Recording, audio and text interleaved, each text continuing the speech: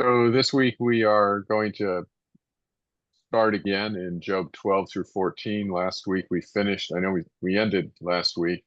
I added an extra half an hour for some reason, didn't realize when we were supposed to end and just kept talking and none of you guys corrected me. Well, So well, Chuck, thank you.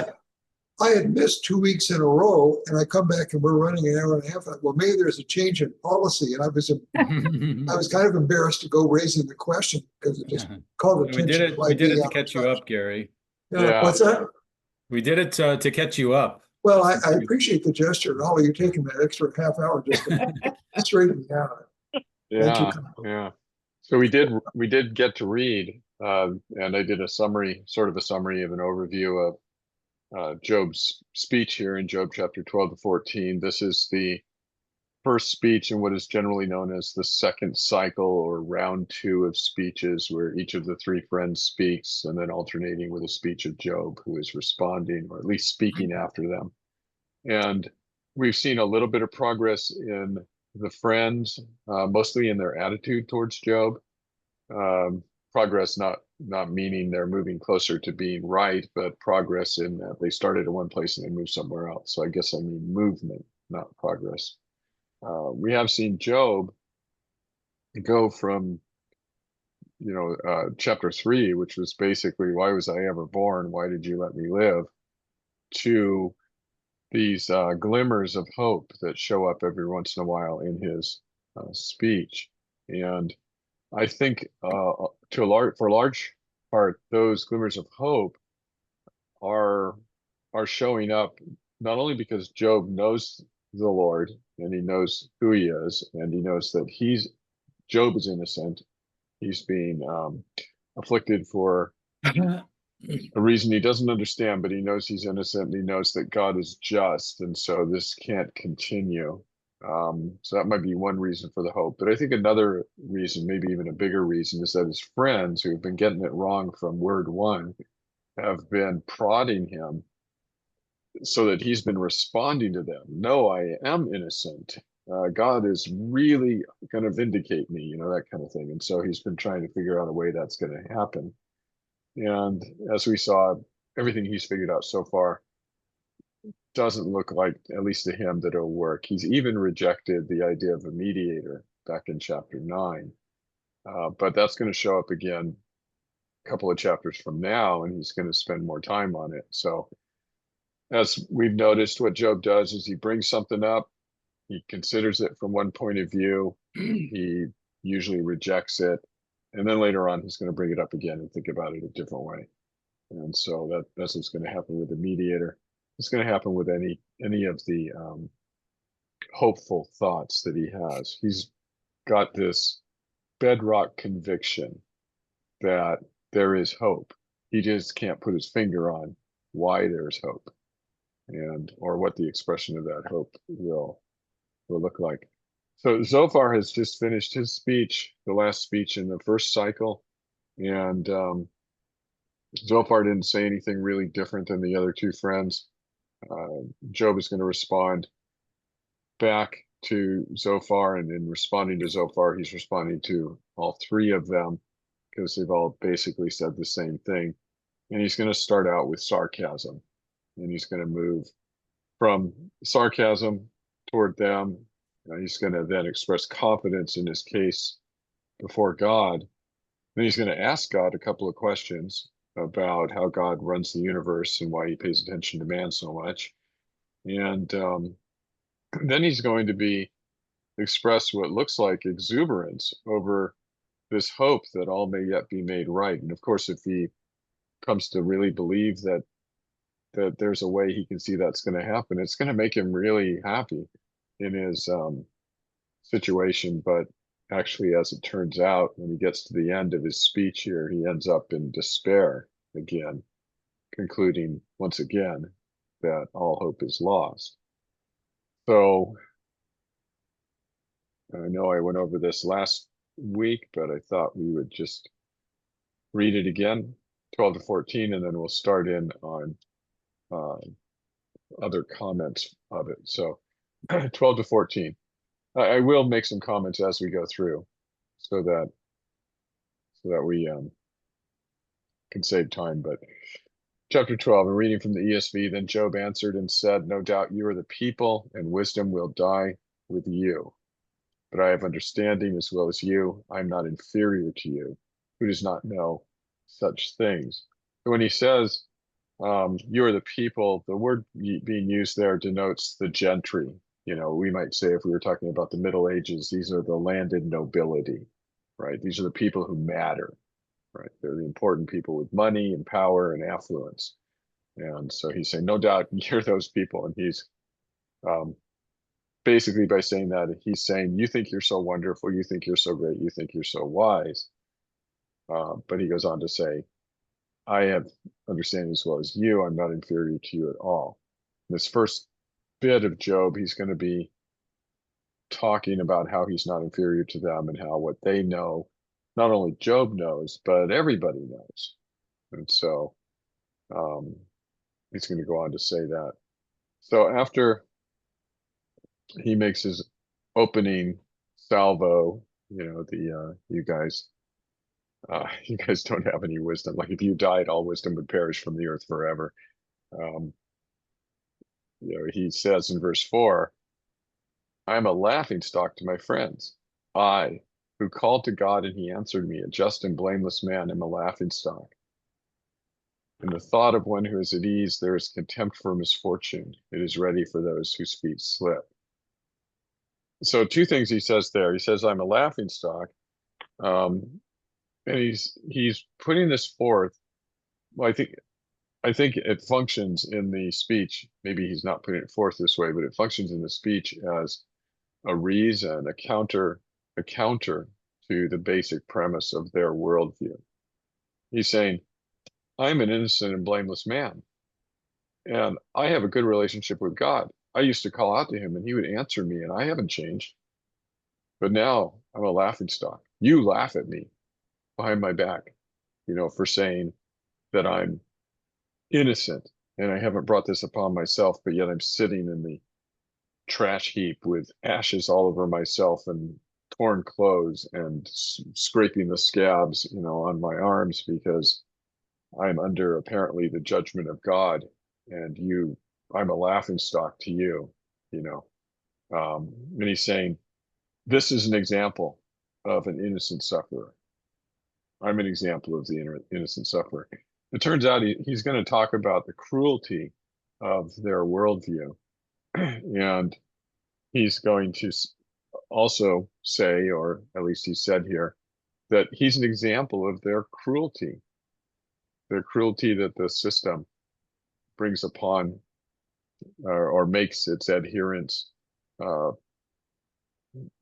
exhibit in the way they live, in the way they relate to somebody who's suffering. That's what verse 5 is about. In the thought of one who is at ease, there's contempt for misfortune. It is ready for those whose feet slip. I like the NIV there a little bit better. In verse 5, those who are at ease have contempt for misfortune as the fate of those whose feet are slipping. Misfortune is the fate of those whose feet are slipping. And so the idea here in verse 5 is Job is saying to his friends, you're at ease. You have contempt for people who have experienced misfortune because you think they were about to slip and fall and go to hell. You know, they were so bad, such bad sinners that they brought this upon themselves. And because they brought it upon themselves, they deserve no pity, no compassion, no mercy. They're just stupid. You know, they're not smart. That's what Zophar had said, right? In his speech, he had said that they are not smart. They're stupid. And so Job is saying here, this breeds contempt. The contempt you're showing me is part of the system, because you think that what's happened to me is the result of something I did, and I did it because of some moral deficiency that I have or some intellectual deficiency. And so you treat me with no compassion. And that's what he's saying there. the interesting thing is, they are at ease. His friends are at ease. They are mistreating Job. We've seen that. And we know that at the end of the book, the Lord rebukes them, but the Lord is delaying his judgment. And the very fact that there are wicked people at ease disproves the basic system that the friends have, right? The friends' worldview is when the wicked are wicked, God makes bad things happen to them. And so the fact that there are wicked people who are not having things happen to them basically undermines, if not disproves, the system. And so Job is saying, look at me. I'm innocent. Bad things happen to me. Look at you. You're treating me badly and nothing's happening to you. What does that say about your system? So you guys all followed that, right? Made sense? Yes. Yeah. So, so some of the things, just backing up a couple of verses, when Job said, verse 3, who does not know such things as these? I'll just summarize real quick what Zophar had said. Zophar said 10 things, basically. Here they are. Man cannot understand the deep or hidden things of God. Job says, yeah, everybody knows that. God is infinitely wise and understanding. God cannot be summoned and made to appear or act according to your command, right? God certainly knows which people are worthless. Okay. Job is saying, look, everybody knows these things, right? The fifth thing Zophar said, God takes note of the iniquity of worthless people, and he will bring those people to judgment on account of their sins. Yeah, everybody knows that. When God executes his judgments, he can neither be resisted or overthrown. Number 7, Zophar said this. Some people are too stupid to get any understanding about these things. Number 8, it would take a miracle for a stupid man to see the light. Okay, that's true. Number 9, God will forgive and restore all those who repent of their sin and seek him in sincerity of heart. Number 10, the wicked will certainly be lost. These are all the things that Zophar said. There's only one thing in there that is not true. If you transfer Zophar's words into a biblical worldview, and of course I talked about our tendency to do that, right? I've just given a summary, and you might think, if you don't actually read what Zophar is saying in the context of his own worldview, you might think, yeah, everything he said is right, except maybe that one thing. But Job is saying, yeah, we all know how things work. I'm not inferior to you in your knowledge. Whatever you said, all the things you said, everybody already knows that. And I would argue that at least 9 of those 10 things, everybody knows, and that one of them is wrong. So Job says that, but he's going to start saying things himself about what he knows, and they're not going to be these things. They're going to be things that are different in this list. Verse 7, he says, but ask the beasts, and they will teach you, the birds of the heavens, and they will tell you, or the bushes of the earth, and they will teach you, and the fish of the sea will declare to you. Who among all of these does not know that the hand of the Lord has done this? In his hand is the life of every living thing and the breath of all mankind. So he's talking about the beasts, and he even mentions the bushes, but we'll just go with the beasts, with the thinking, with the animate creation. He says, the beasts know this. Verse 9, who among these does not know that the hand of the Lord has done this? The question is, done what? Right? And I believe it's brought about the circumstances, the life, the existence, and the circumstances in which each animate object or animate creation finds itself in. It says, that's verse 10, in his hand is the life of every living thing and the breath of all mankind. He's saying, look, even the animals know that.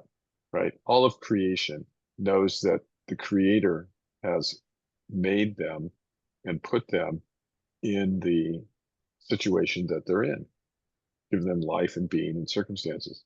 Now, I don't think we can develop any kind of theology about what animals think and know and things like that. We could just take his basic point is that the whole creation testifies that God is sovereign over everything. And the argument there is God has put me in these circumstances. This had nothing to do with me being evil or wicked. Even the animals know that whatever circumstances you're in, it's because God has arranged them. I think that's the argument that he's putting forth here.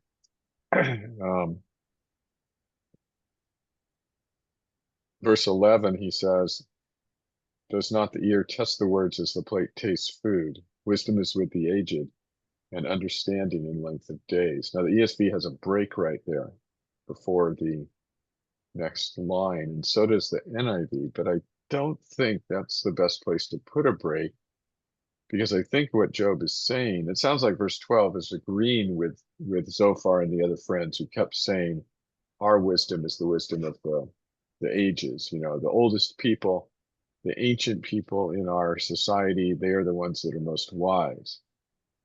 And that seems to be what Job says here. Wisdom is with the aged, and understanding in length of days. But then he follows that up with God are wisdom and might. He has counsel and understanding. Taken together, those two statements, God is the Ancient of Days.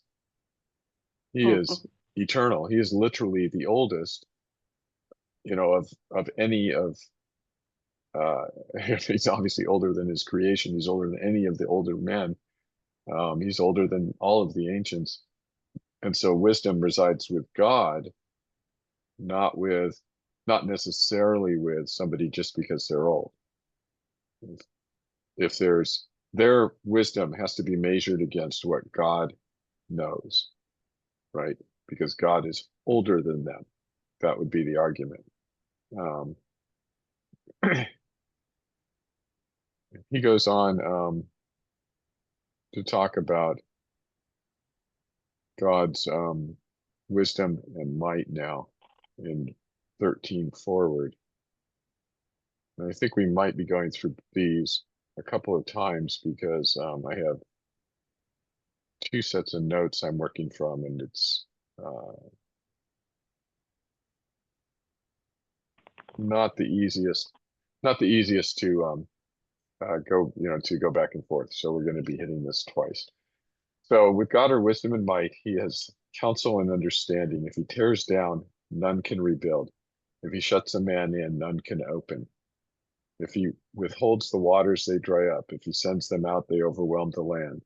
With him are strength and sound wisdom. The deceived and the deceiver are his.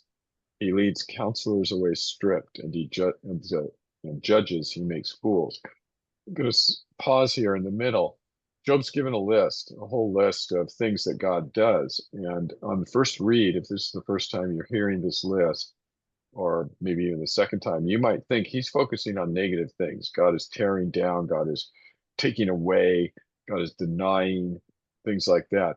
And you might think Job's doing this because, he feels like God is taking away things from him and denying him and things like that. But I think actually what the purpose of this list that Job is going through is, on the pagan worldview, their worldview is God's all about justice. He does everything right, and all of his justice is continually being displayed, and we can see it clearly. We can look at a person's life and say, aha, that person is a sinner because bad things are happening to him because God is just, because he sinned and now bad things are happening. Or that person is a good person, a righteous person, because good things are happening to him. And with Job, he's not going to mention at all in this list any moral quality. He's not going to say, like verse 17, he leads counselors away stripped because they were wicked. He doesn't do that. He says he leads counselors away stripped, and judges he makes fools. He's not attributing purposely not attributing a moral cause. He is basically saying this is a continuation of God is sovereign. God does these things because God wills. He doesn't fit into your little neat box. You can just look around the world and you can see all these things happening, and you cannot find a moral reason for all of them. You have to at some point say, this just doesn't fit that worldview, right? God just does what God wants to do. Not that he's capricious or arbitrary, but that we don't understand his thoughts. That's already been established. And Job has said, yeah, everybody knows that. But that God is sovereign over all things. And so Job is basically, without making a direct argument, he is putting pressure on his three friends in their system by saying, where does the sovereignty of God, the absolute free sovereignty of God, fit into your system? If God is required to, so-and-so sins, God has to punish him, where is God's freedom to be sovereign? Where is his lordship? He's just another thing, like a machine that's working in the universe. So Job is saying, no, your God is the J.B. Phillips title, right? Your God is too small. The God of your system, too small. This God, like C.S. Lewis says, he's wild, untamable, right? He does what he wants for his own plans, and he doesn't disclose them to me. That's verse 18. He looses the bonds of kings and binds a white waistcloth on their hips. He leads priests away stripped and overthrows the mighty. He deprives speech to those who are trusted and takes away the discernment of the elders. He pours contempt on princes and loosens the belt of the strong. He uncovers the deeps out of darkness and brings deep darkness to light. He makes nations great and he destroys them. He enlarges nations and leads them away. He takes away understanding from the chiefs of the people of the earth and makes them wander in a trackless waste. They grope in the dark without light, and he makes them stagger like a drunken man. So he's talking about God's sovereignty, God's power, right? He's said that God's power is irreversible. He said that whatever God tears down, nobody can rebuild it. In verse 14. In verse 15, he said, nobody can open what God shuts. God's power is irreversible. You can't overcome it. God has power over life. He withholds life-giving water, and then none can live. Verse 15. He sends floods, and he destroys life. God has power over life. God possesses strength and wisdom. Both of these, he has strength and wisdom. Both those who deceive and those who deceive are his, and they do as he wills. Whatever their wills are, they accomplish his purposes. That's verse 16. God uses his irreversible power to reverse the power of the worldly powerful. And he has a couple of these too. In verse 17, he exposes the crime of powerful politicians. He leads them away to jail. He makes fools of judges. He frees those who are bound by mighty kings. Verse 18, he makes mighty kings go into lowly and powerless, or makes them into lowly and powerless servants. Verse 18, he strips priests of their influence, power, and position and leads them away. Verse 19, with ease, he overthrows the mighty. In verse 20, he takes away the ability to speak from trusted advisors. And in verse 20 again, he takes away the ability to exercise good judgment from the elders of the people, who are relied upon and known for their wisdom. In verse 21, rather than being showered with honor, he causes princes to be held in contempt. He turns strong men into cowards, verse 21. In 22, he brings the darkness to light. In 23, he makes nations great and he destroys them. And in 24 and 25, he takes understanding away from the rulers and he makes them like a man who cannot find his own way home, or like a drunken man who cannot find his way in total darkness. Mhm. So he's, they do seem like they're drawing a lot of negative things, but they're also making the point that God does what God does. And just open your Mhm. eyes and look, God does these things and he doesn't explain them to us, and they don't fit into this system that you have. You cannot be so sure that you've correctly diagnosed my present predicament by using your system, because there's a whole wide world out there that you're not considering, right? Hmm. And That's right.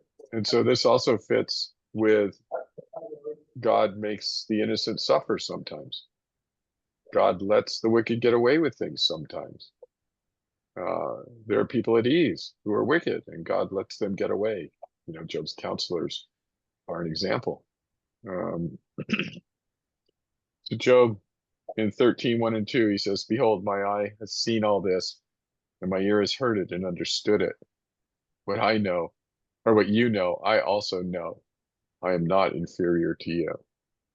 You see, this whole thing, it's I don't know what's the literary device he's using there. It's probably irony, but he says, I'm guessing, when he says, "What I know, you know," or "What you know, I know," he's just given a whole list of things that they don't take into account in their worldview.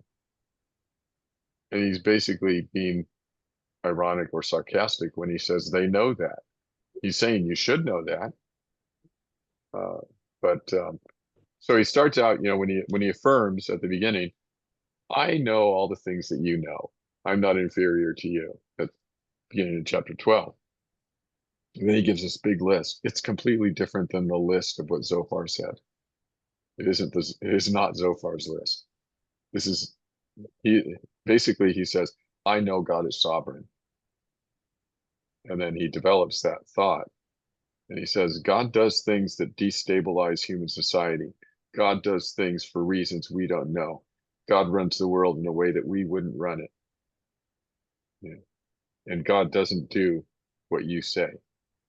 God doesn't, particularly he doesn't display his justice so everybody can see it and understand what's going on with every person on the planet at every moment. God Mhm. doesn't do that. And so part of the argument here is that their worldview, he's already said, your worldview causes you to be cruel. Your worldview causes you to treat people with contempt. Yeah. Now, here's another thing that's happening with their worldview. It causes them to ignore reality and to distort it. And as far as God is concerned, it causes them to make God a dependable machine, but not the sovereign Lord of all the universe. So Job is basically fed up with it, right? He's pulling out the cannons here and saying, "I'm tired of listening to your worldview. It's wrong. Every point you're trying to make is wrong." So that's what's going on there. And there's some things we could, like I said, we're going to go through this more than once, so that we hit the high points. So verse 4. Oh, so verse 3, sorry, 13:3. So he's done with them. Basically, we've got to the point where he's done with them, and he says, "But I would speak to the Almighty, and I desire to argue my case with God." This is a daring thing, right? It is dangerous to fall into the hands of the living God, right? Mhm. Job says, I don't want to deal with you. I'm going to deal directly with God. I don't want to hear from you. You guys have represented yourselves as spokesman for God. That's going to get you into trouble. You are not God's spokesman. I don't want to hear it anymore. Tired of it. Just going to go right to God. But he's still got some words for them. Verse 4. As for you whitewash with lies. Worthless physicians are you all. Oh, that you would keep silent and it would be your wisdom.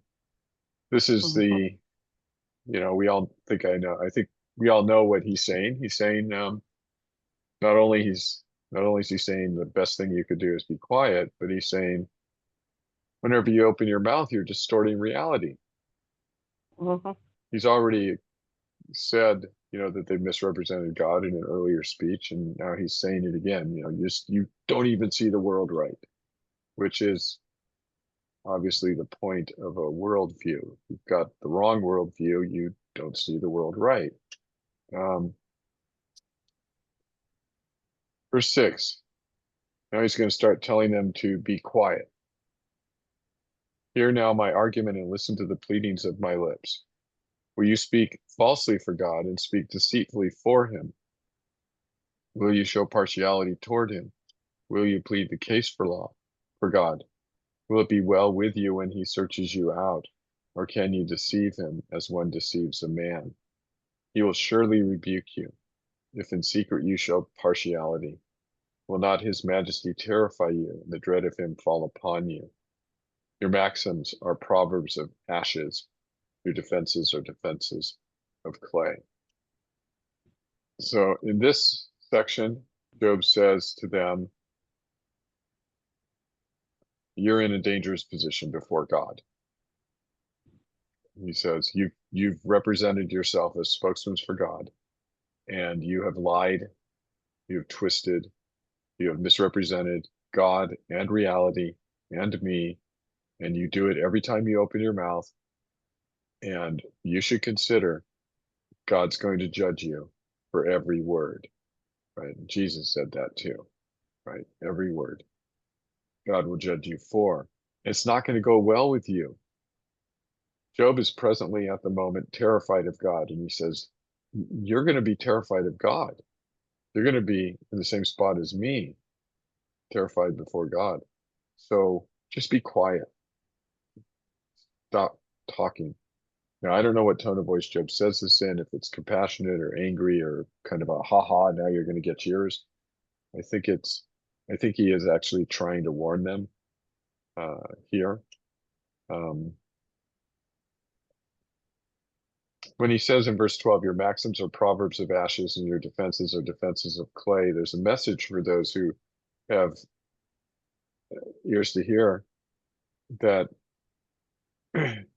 ashes and clay, they're creation, right? That's the man is made of clay, and death is associated with ashes. And so the idea here, one of the ideas the association is that their wisdom is worldly and it leads toward death. And Mhm. and so, best to be quiet. So he says, let me have silence and I will speak, and let come on me what may. Why should I take my flesh into why should I take my flesh in my teeth and put my life in my hand? Though he slay me, I will hope in him, yet I will argue my ways to his face. Job says, I know it's dangerous appealing directly to God. Only someone who is actually blameless before him can come into his presence. But I have no choice. He sent me counselors that are not helpful. He put me in this situation where I have to contact him and talk to him, and he has to respond to me to put me at ease. And so I have no other recourse. That's basically what he's saying here. And then he says, verse 15, though he slay me, I will hope in him. He says, yeah, I know it's a thing. It's a thing. You take your life in your hands when you go to stand directly before God. But I'm going to hope in him, even if the outcome is that he slays me, that he kills me. In his next speech, these words take on, when you reflect back on them, they're going to take on a different hue, different coloring, because in the next speech, he's going to say that he's about to die and that He wants the earth to not cover over his blood, but to cry out to heaven for justice. So this is an Abel reference, right? Abel's blood cries out from the ground for justice because Abel was an innocent sufferer who was murdered. And it's only the blood of a murdered victim in the Bible that needs to be avenged, that cries out and needs to be avenged. And so Job, in the next time he speaks, he's going to be basically saying, I think God's murdering me. I think I'm going to be murdered. But he's still going to hold on to his hope. So he's going to slay me here, looks like, because he's holy and I'm going to go stand in his presence. Maybe he'll slay me. But then it is expanded to include, I'm going to hope on him even now when things look really bad, like I think he might actually kill me. Thing. Verse 16, this will be my salvation, that the godless shall not come before him. He's going to say, when I stand before God, you will know that I am not godless. Mhm. Right? And I will be able to stand before God, he says, because I am not godless. And so he's not saying he's perfect, right? We had that discussion. He's not saying he's perfect. He's saying he's redeemed. He's one of God's blessed people. Verse 17, keep listening to my words and let my declaration be in your ears. Behold, I have prepared my case. I know that I shall be in the right. Who is there who will contend with me? For then I would be silent and die. Sounds like he's still talking to his friends here, even though he said, I'm done talking to you. He's still talking to them. I think we've all done that. I'm done arguing about this. Wait, let me say this last thing. Oh, wait, one more thing after that. I think he's kind of doing that, right? And he's throwing down the challenge. Who of you convicts me of sin? This is what he's throwing down, that challenge, right? And there's nobody. There's nobody that can contend with him. They've all been saying the same thing, going around in circles, and they're just getting louder. They're not getting smarter. They've never actually said any argument that touches him because they misunderstood the situation. Now he turns and he's going to talk to God. Verse 20. Only grant me two things. Then I will not hide myself from your face. Withdraw your hand far from me, and let not the dread of you terrify me. Then call, and I will answer. Or let me speak, and you will reply to me. This is, verse 22 has got some tenderness to it. It recalls earlier when he said, I'm a blameless and righteous man. I who called to God and he answered, I'm now a laughingstock. It's recalling the good relationship he had and the good, peaceful,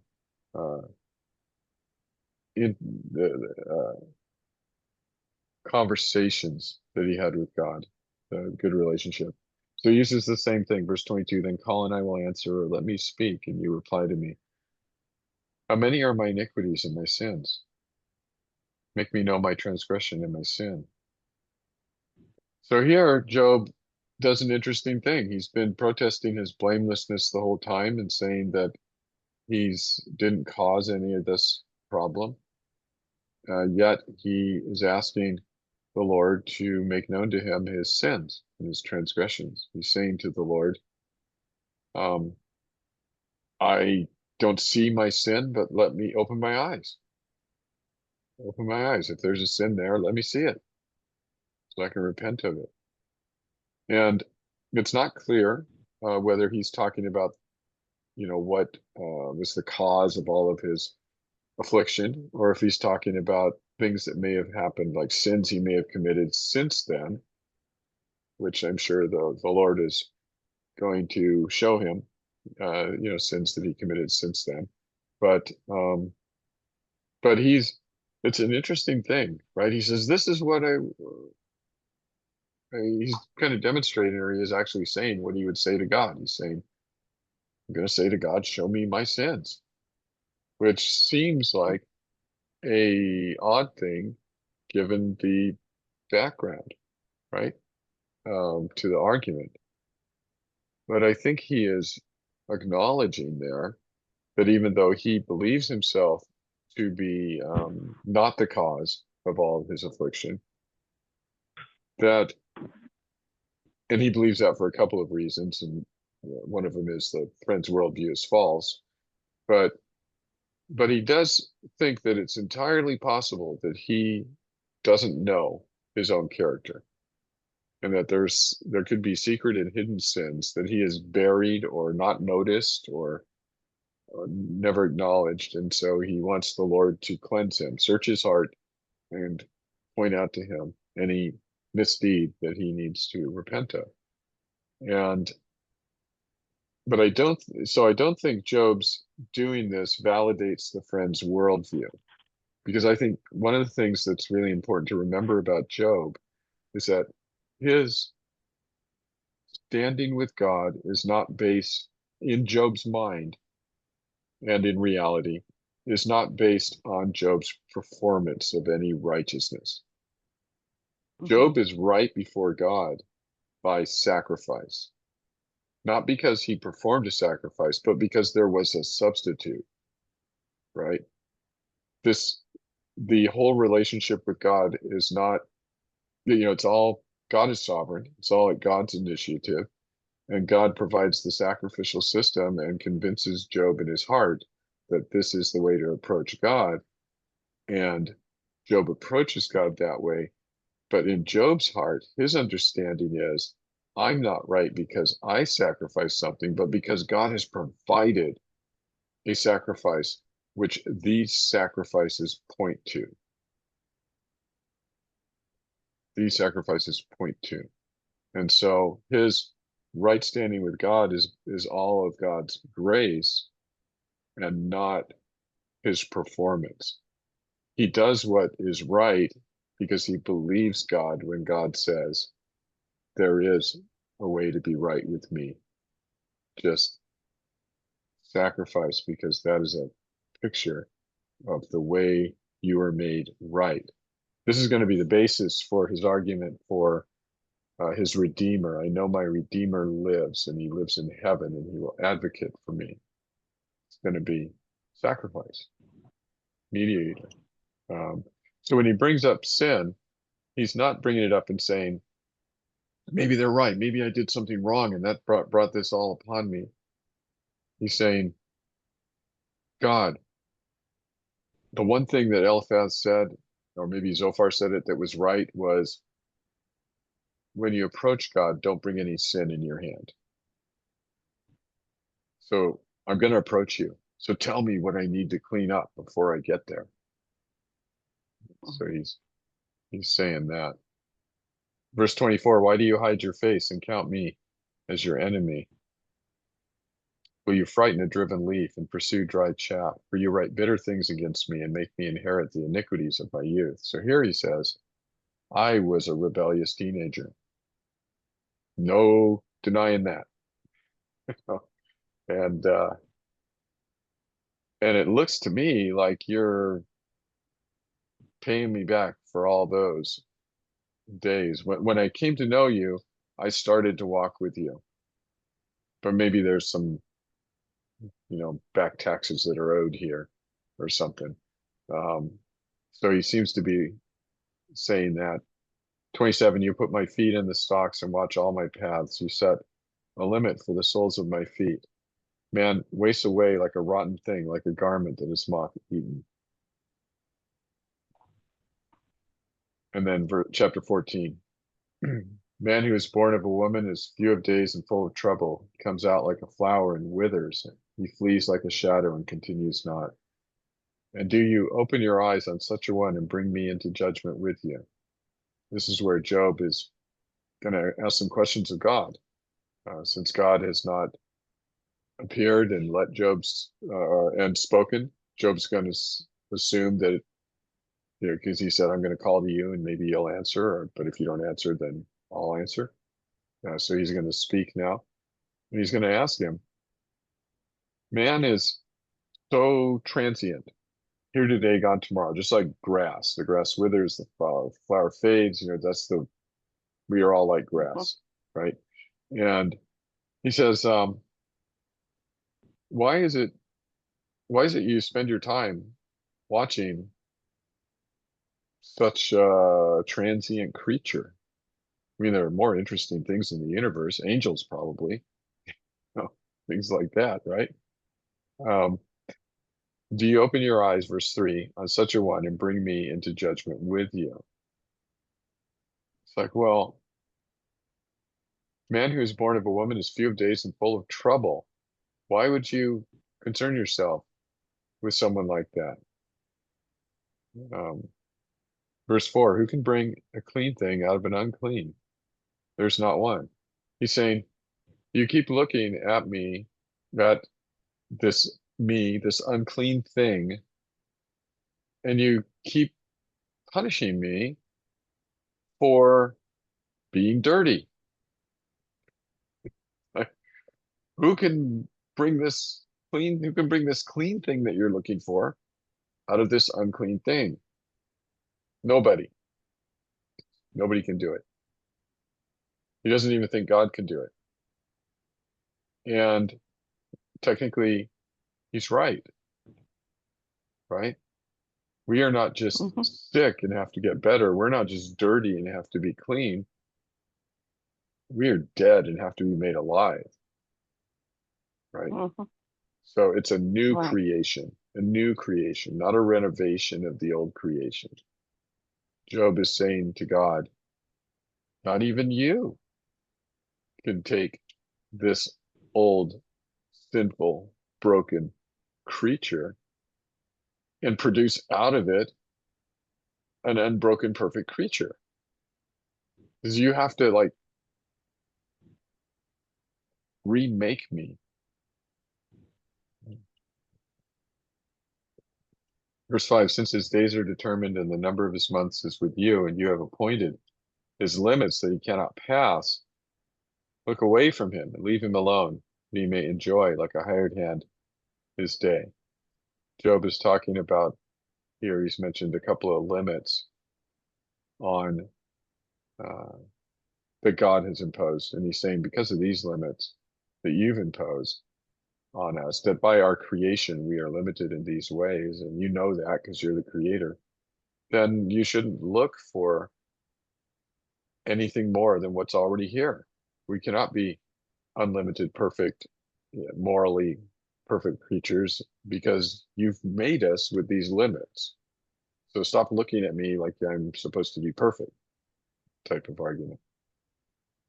He's going to talk about a tree here, and it's he's going to compare that to a man. For there is hope for a tree if it be cut down, that it will sprout again, and that its shoots will not cease, though its root grow old in the earth and its stump die in the soil.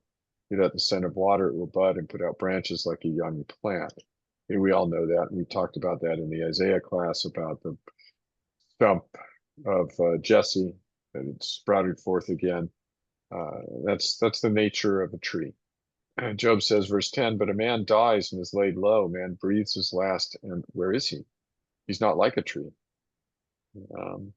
Its waters fail from a lake and a river, wastes away and dries up. So a man lies down and rises not again.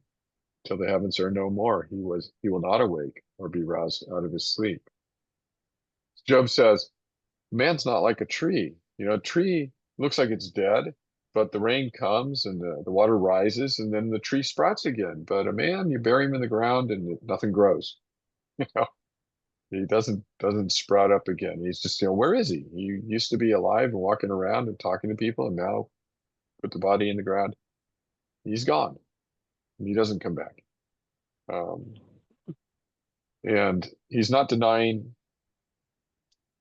a resurrection, because again, as we talked about, he's basically saying, tree comes back.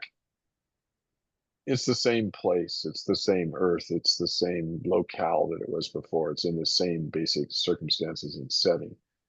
Saying a man used to live here, this farm, he dies, he's buried, He's not going to come back to this farm. Um, but Job doesn't want to just disappear, and so he says, "Oh, that you would hide me in Sheol, that you would conceal me until your wrath be past, that you would appoint me a set time and remember me. If a man dies, shall he live again? All the days of my service I would wait till my renewal should come. You would call, and I would answer you." There's that phrase again. You would long for the work of your hands, for then you would number my steps. You would not keep watch over my sin. My transgression would be sealed up in a bag, and you would cover over my iniquity. So this part is one of those glimpses of light, where Job is thinking thoughts that are in line with further redemptive revelation, New Testament revelation. And also it's also in line with what's going to be happening in about 600 years after Job in the Exodus, that the people are going to be hid from God and death will pass over them. God's judgment will pass over them, and then God will in the morning call them out, and they will be united with him, and they'll go with him out of Egypt, the place of death, through the waters, the place of baptism, and into the wilderness where they will eventually go to the promised land. But it's a death to life passage for them. And Job is describing that. He's saying, where did that man go? Well, he's in Sheol. His body might be on the farm somewhere, but that man's in Sheol. And so he says, why can't you just hide me there?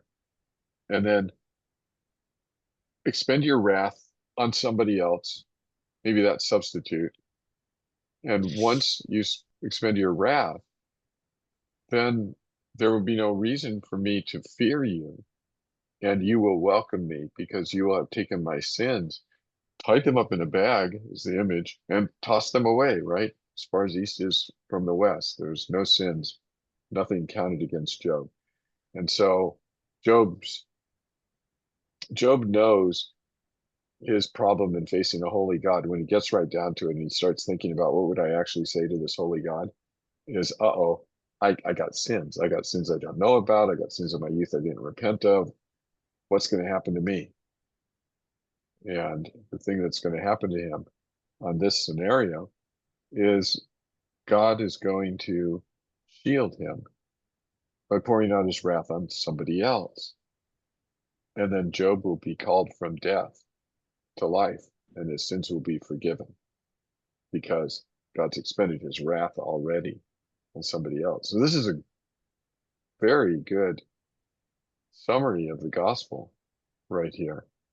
Job gets it, and there's nothing wrong with any of that. But then verse 18, the darkness descends on him again. But the mountain falls and crumbles away, and the rock is removed from its place. The waters wear away the stones, torrents wash away the soil of the earth. So you destroy the hope of man. You prevail forever against him, and he passes. You change his countenance and send him away. His sons come to honor, and he does not know it. They are brought low, and he perceives it not. He feels only the pain of his own body, and he mourns only for himself. So his pain brings him back to focus on himself in the situation that he's in, and he abandons the hope. He ends in darkness here. And you could say, in the outline, I think I said he's, walking by sight again here. And I'm not saying that it's something we shouldn't be doing, but we all do that. It's not an unusual thing, sadly. But Job here is taking his eyes off of the hope and looking back at his own situation and saying, yeah, but the reality is God's just wearing stuff down. Those mountains all get worn down by the rivers. And I'm not as strong as a mountain. I'm going to get worn down and I'll be gone. And then that's the end of that story. So he ends in darkness. I think this was a kind of an attempt of Job in his speech, which he directs toward God. I think this is an attempt to work through an issue and come to a resolution. But again, God is not talking to him, and so he doesn't know where to go, right? He gets so far and then he's not confident that he's on the right track, and so he just drops it and back to darkness. But he is on the right track, and every time there's light, it's a little bit brighter and there's a little bit more, and he makes more and more advancement. He's not going to let go of this, but his comments are all based on his experience with God, being made right with God through sacrifice. And so what other thing would it be when he says, take your wrath against me and pour it out somewhere else? That's what's happening in the sacrificial system. No righteous person without sin needs to offer a sacrifice. Job would offer sacrifices continually because he knew his own heart, and he knew the hearts of his kids, and he knew that God would restore him to a right relationship based on this idea of sacrifice. And I think Job is also smart enough to know that the blood of bulls and goats don't actually take away sin. I mean, why would you think that? So Job is, he's kind of wrestling with this idea. He doesn't have the rest of the Bible, right? He doesn't have any Bible book. He's probably the oldest. He exists around the time of Abraham, and Abraham wasn't part of the Bible until Moses wrote it down. So Job is, you could say that Job is, as far as books go, his is the very first written revelation. So anyway, so I know that I just did a longer version of what I did in the last half hour last week, but I thought about changing what I was doing in the middle of it, and I thought that would be way too confusing. We're just going to finish it the way we did last week, because I don't remember what I did last week, and neither do you. So this will be helpful for you. Next week we will touch on several portions in this speech that I want to look at other passages about, and then after that we'll move on. So there's usually time for people to ask questions or make comments. I think we won't mind if we spend another 5 minutes or so doing that. Does anybody have anything you want to say? No. No. Okay. Nope. We got 3 no's, Mhm. unless somebody said no twice. Okay, well, it looks. I just have a yeah. sort of a brief comment, which is as you're mentioning here, he's sort of starting to figure things out in a way, or being able to express or develop, start to express some things that we can recognize as moving toward, like you said, sort of a gospel understanding of what's going on. Mhm. And so I see that because the previous chapters, he was pretty all over the place. And like you were saying, just throwing stuff against the wall to see what sticks. And as you mentioned, he's way back, like around the time of Abraham. So the formal offices were not implemented. The Aaronic priesthood was not set up. The prophetic office of Moses was not. He was effectively operating as a priest for his family.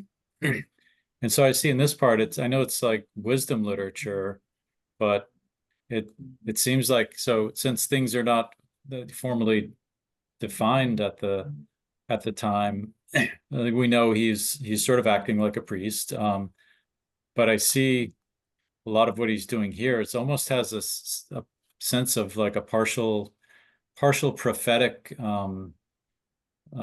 function that he seems to be like this realization that he's developing here.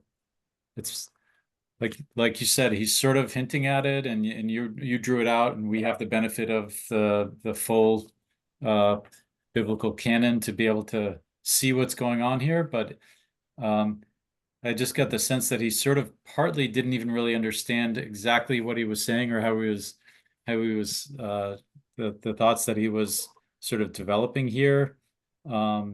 Much like you sometimes get the sense of where prophets are just saying the words and they don't necessarily know what the meaning of them is immediately. And so I don't know, I just thought it was interesting that that there was this sort of semi-prophetic feel to what he's talking about here. Yeah, and that's going to increase as we go through the dialogues. Job's going to say some other things later on, which are going to be even more have a greater affinity with New Testament revelation. This one has, you know, very close to the Exodus, to the Passover language, which of course is New Testament language also. Christ, our Passover lamb, has been sacrificed for us. Yeah, I agree. He's speaking better than he knows, and he is giving people who have read, you know, the rest of the Bible and know the gospel. What he says is very encouraging. When he gets to these parts of light, and he says some things, and they go, "Oh, it's so encouraging." And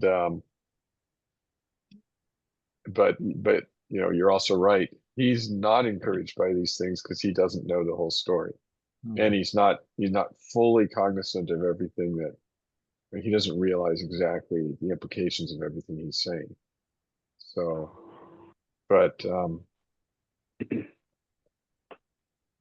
it's an interesting. These two chapters are very interesting.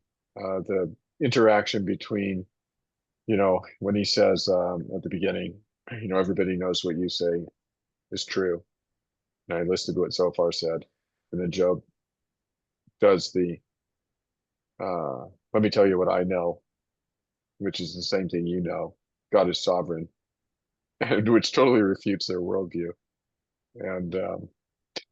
And then when he's really bold, he says, "I'm confident I'm going to be right," when he's talking to them. But then when he starts talking to God or thinking about what he's going to say to God, he starts right off with confession of sin, right?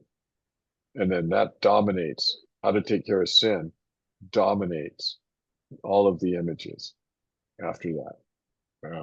And even especially that one that looks like it's from Exodus. You know, it's all about, why would God have to hide me? Well, because I have sinned, right? And so he realizes, even as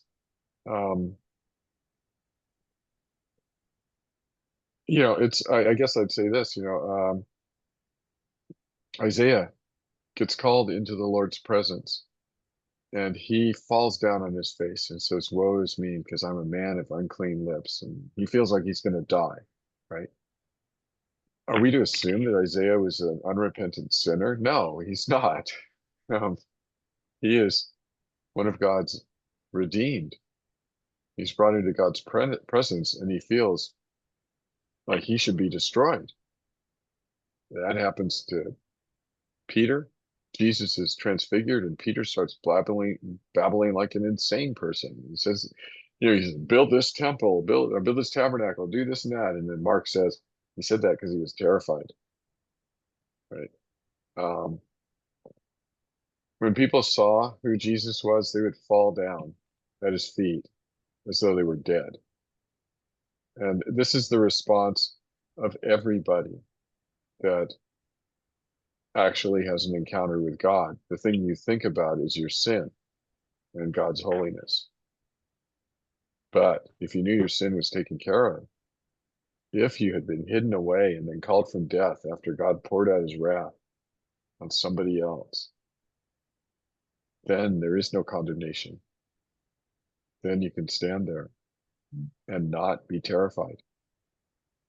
So, so Job's response is the same as every other person who encounters God. He goes, oops, I really shouldn't be here. You know, and but God makes a way for his people to be there. And that's the whole point of the gospel. All right, I'm gonna turn off the recording